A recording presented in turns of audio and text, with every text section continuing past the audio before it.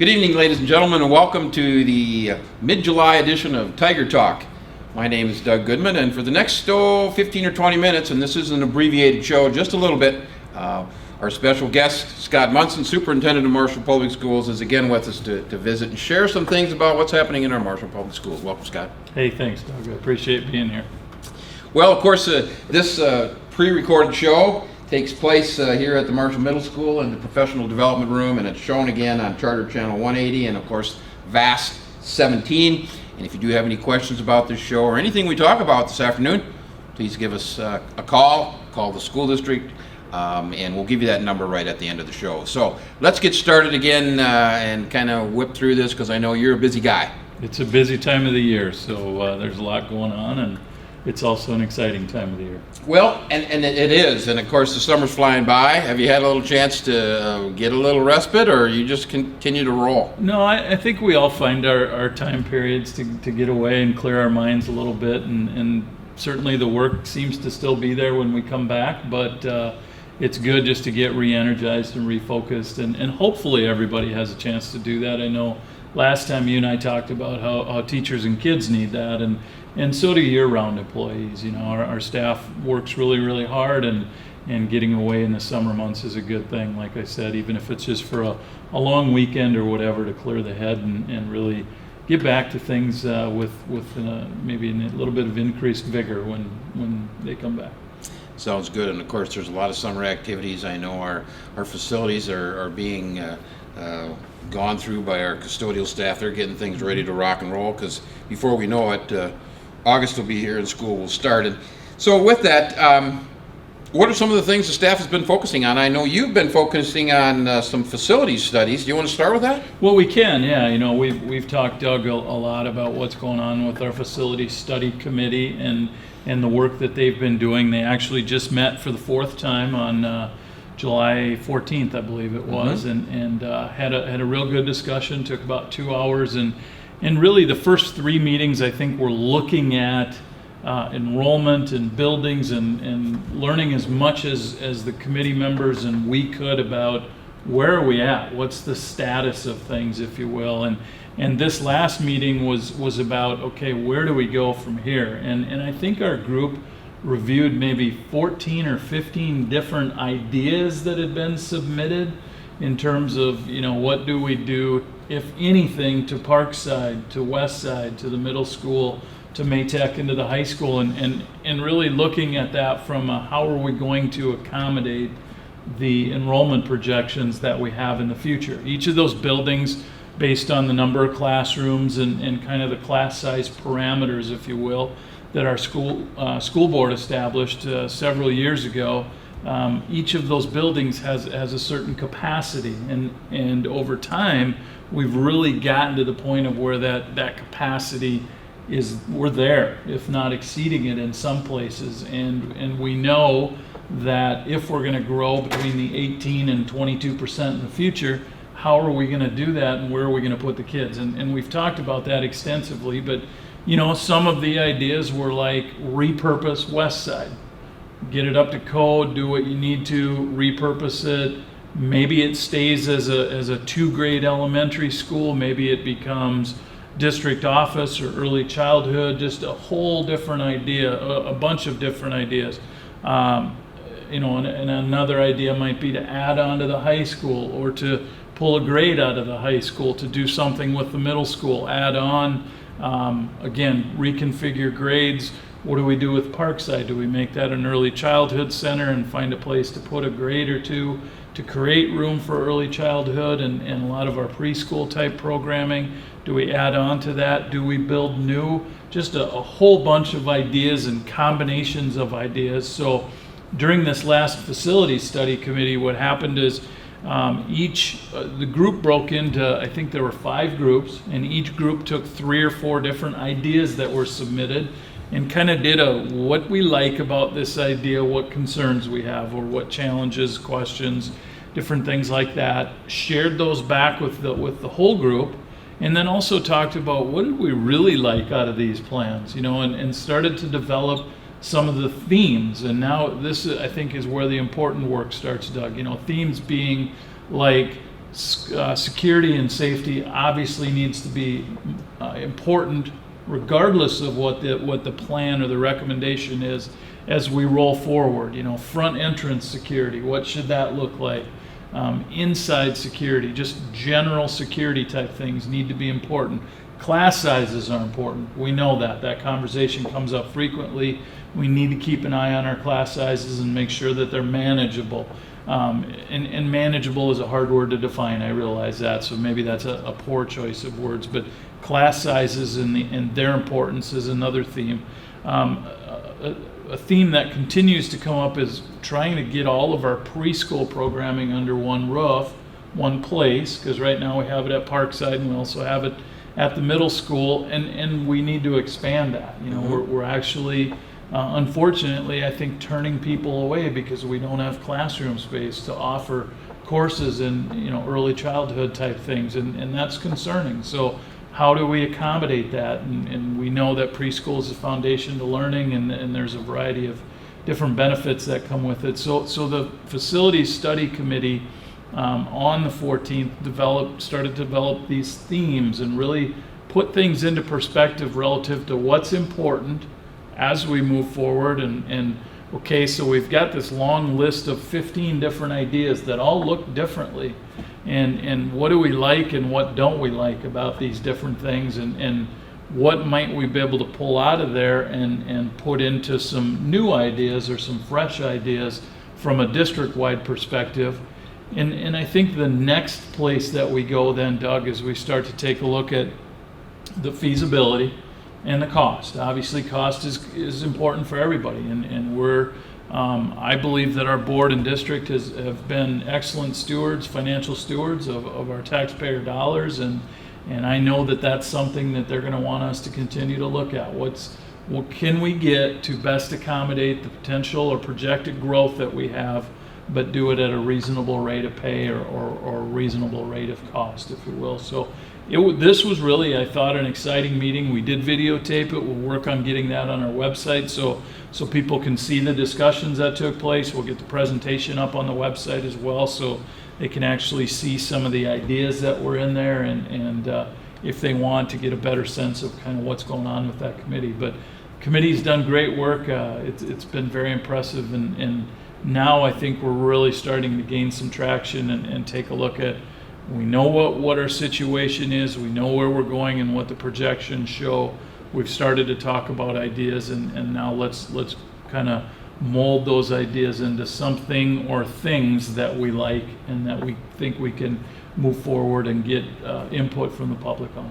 Sounds great. I know you've got a great group of people working on this, and if you would, and I know it'll take a day or two to get it up on the website, but what is that website so people who are watching can maybe check it in a couple of days, or as we move forward here and move into August, website for that particular facility study group? It's just, if you go to the homepage for our district, so it's www.marshall.k12.mn.us, and on the left-hand side, a little bit down, we have a section that talks about facilities, and it's basically a link, if you will, that springboards the user to a section that has a variety of different documents and talks about the process and a variety of different things that can help folks, again, learn more about kind of why we're doing this and what we've done to this point, and we're trying to keep that as updated as we can, and we'll get that on there as soon as we can.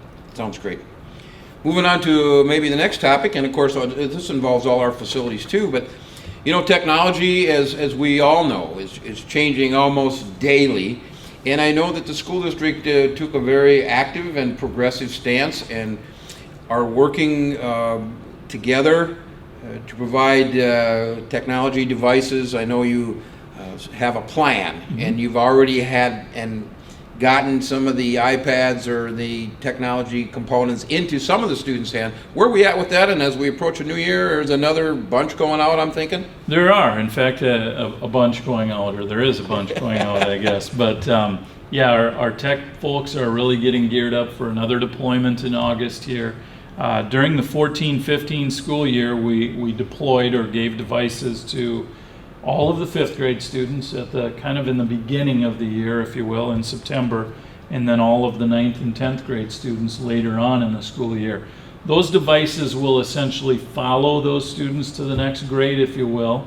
And then we also implemented carts, iPad carts, in the first grade. So they don't necessarily, Doug Goodman doesn't, if Doug's a first grader, doesn't necessarily have his own iPad, but he gets to use the same iPad or an iPad that's configured the same every day. So it's a classroom cart essentially. This year we're getting geared up to deploy essentially in the same grades with a little bit of a change, but again the carts, iPads from first grade will go to second grade, so we'll buy new ones or have new ones for the incoming first grade students. I'd call them a tablet, if you will, with a keyboard that the 5th graders this past year had will follow them to 6th grade, and then we'll purchase new ones for the incoming 5th graders. The laptops that the 9th and 10th grade had last year will go with them to 10th and 11th, and we'll have new laptops for 9th grade and also the 12th grade. So our whole high school will have them, half of the middle school will have them. We'll start taking a look at, in a couple of years, West Side, they're kind of the last building, if you will, and the majority of Parkside will have them. So then we'll transition into the 2016-17 school year where every grade level will have either a cart with an iPad or their own mobile device or whatever. And like I said, our tech folks are doing a lot of work behind the scenes, really trying to work out all of the glitches. I think we got some really positive feedback from students last year in terms of what they liked, what they didn't like. We heard some really good comments, and we've modified how we do things relative to, when you have hundreds of students and parents come in to learn about these devices, it's not just easy where you just randomly grab one and say, here you go, here you go, here you go. So the structure I think that we have in place for the deployment and certainly the infrastructure and the direction we're going and the vision, I think it's really a positive thing, especially when it comes to engaging students and kind of getting with the times. I mean, those are the worlds that our students live in nowadays. And, I think over time we're going to see some really significant improvements in terms of teaching and learning. And I think we've already seen some really neat things happen relative to engagement, wanting to be in school, and maybe some kids teaching kids things, or even students teaching staff members different things too, because they know a lot more than we do at times. So they sure do. It's an exciting thing. We still have a lot of work to do, but we feel good about where we're going. Sounds great. And we'll continue to visit this as we roll into the new school year. And speaking of the new school year, first day of school is Monday, August 24th. 24th. Yep, for students in grades 5 through 12.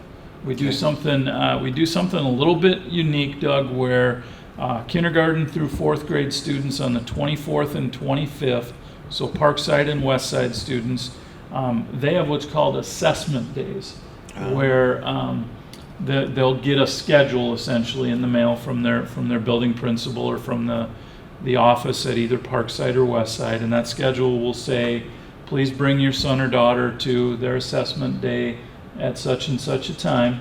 And during that time, they'll have a chance with the parent to meet the teacher, kind of get to know them, see where things are at, walk around a little bit if they need to. They'll take school pictures on that day, so they want to come to school dressed up and kind of get that out of the way. The teachers will also, we call them assessment days because there will be some assessments, some common assessments that will be done in primarily reading and math, just to get a gauge of where each of the students are at, kind of give us a starting point, and which we would do the first couple days of school anyways, but just kind of to give us a little bit of a jump start on when we actually get some of this other management type, managerial, logistical things taken care of. Now we can get right into teaching, and we know where our kids are at and whatnot. So all of our students in grades 5 through 12 will start school on Monday, August 24th, and students in kindergarten through 4th grade actually will have 2 days of what we call assessment days, 24th and 25th of August, and their first official day will be Wednesday, August 26th. This is the first time you guys have done it this way, right? We did it this last year also. Yeah, I think it'll be our second year doing Okay. it. And it's something that we're seeing more of throughout the state of Minnesota and the nation, actually.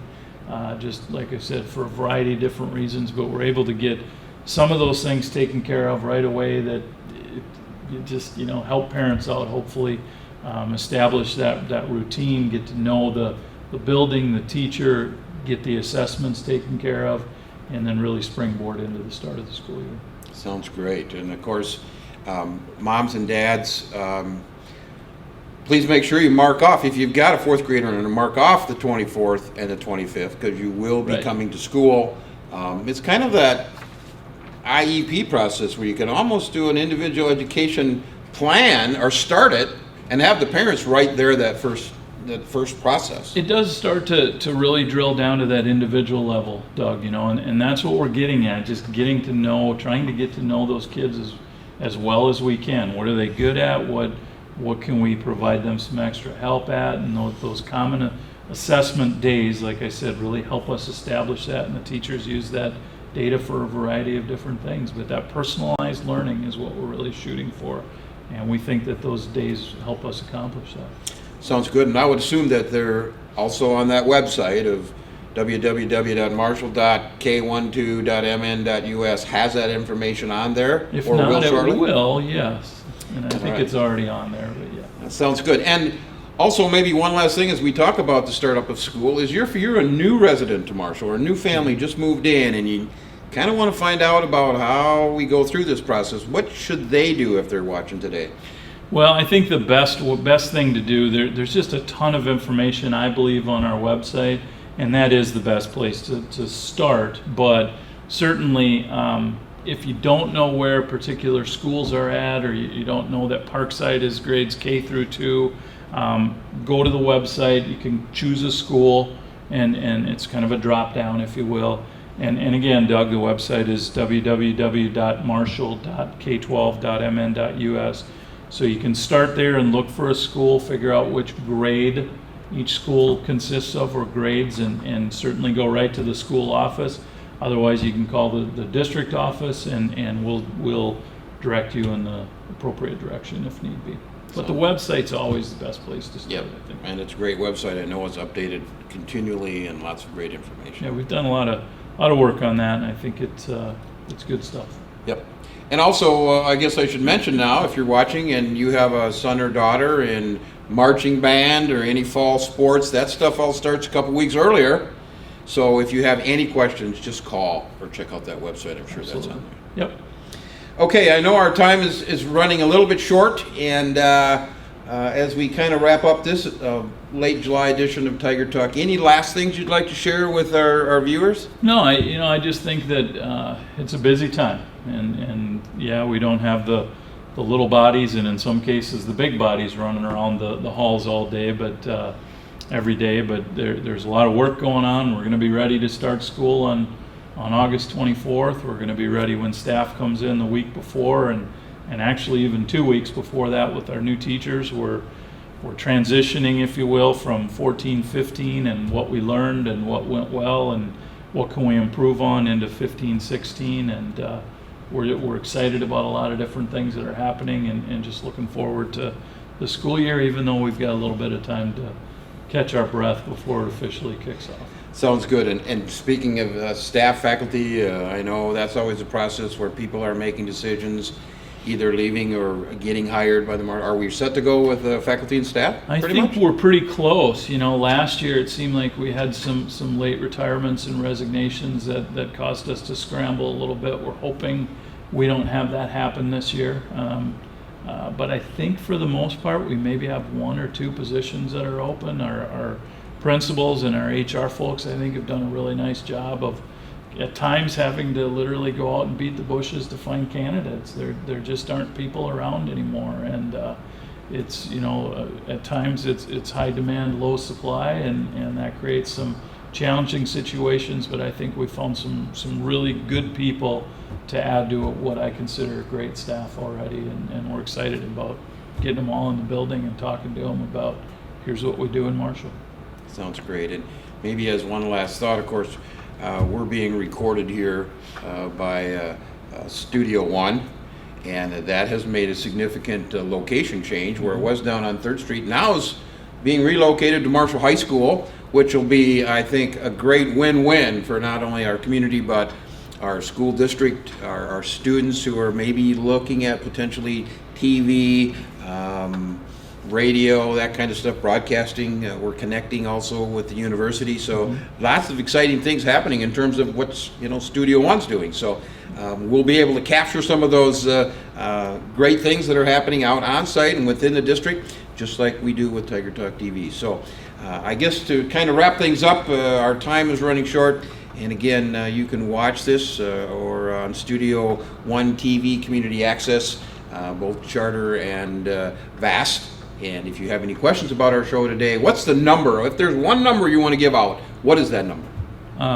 507-537-6924. 6924. 537-6924. I know my number. Thank you, I don't know Trisha, the behind the general camera number. there that helped us with that. We got so many numbers in our head, sometimes we can't remember which direction we're going. But again, thank you for watching this edition of Tiger Talk TV. Stay tuned, keep updated. We do these shows every couple of weeks and try to give you an update on what's happening, whether it be our school board, all the great people there, our faculty, our staff, and of course, our wonderful students and families here in Marshall. So, on behalf of Superintendent of Marshall Public Schools, Scott Munson, my name's Doug Goodman. Thank you for watching, and we hope to see you soon. Thank you and good evening.